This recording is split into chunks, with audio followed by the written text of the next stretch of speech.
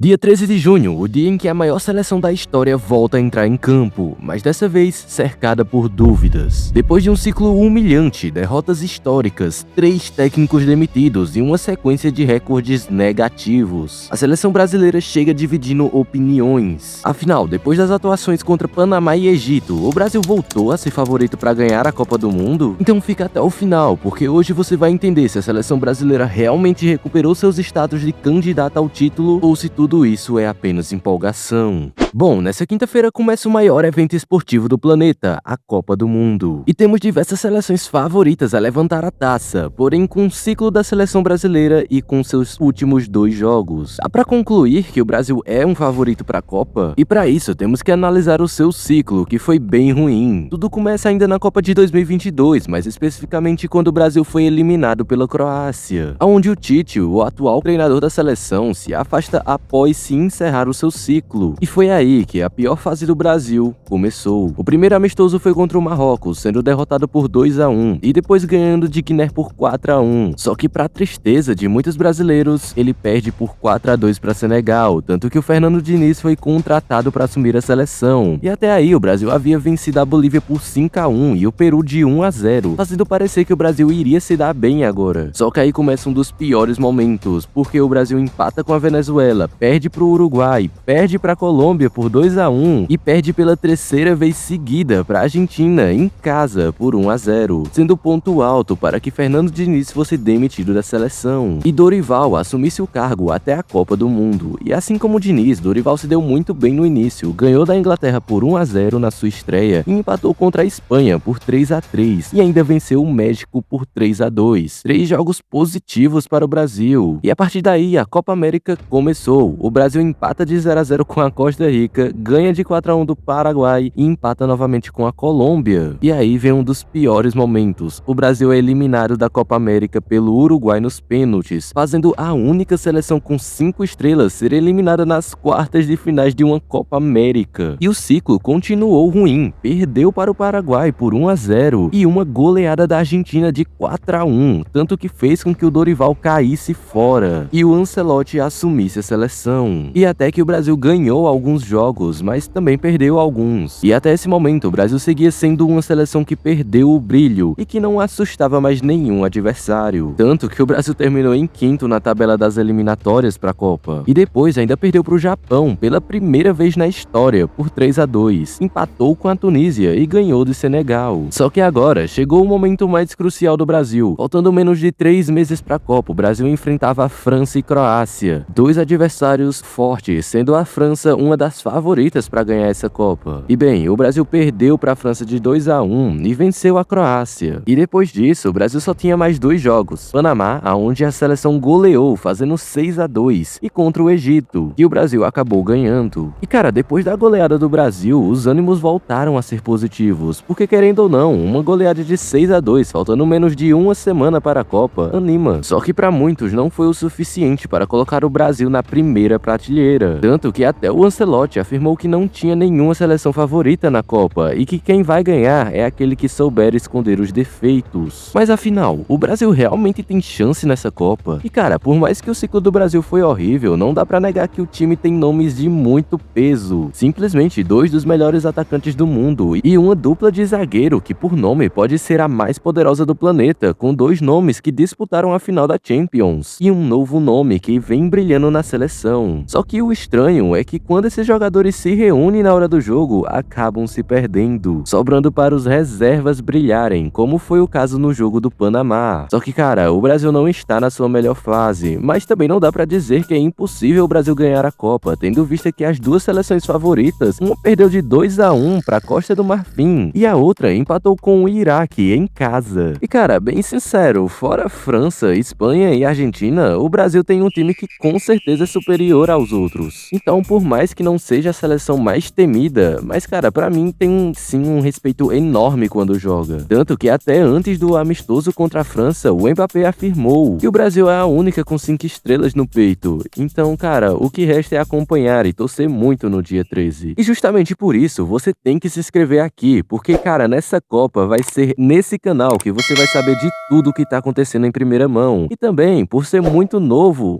nesse início eu preciso preciso demais da sua ajuda, então já se inscreve aí, vai. E, gente, esse foi o vídeo e tchau.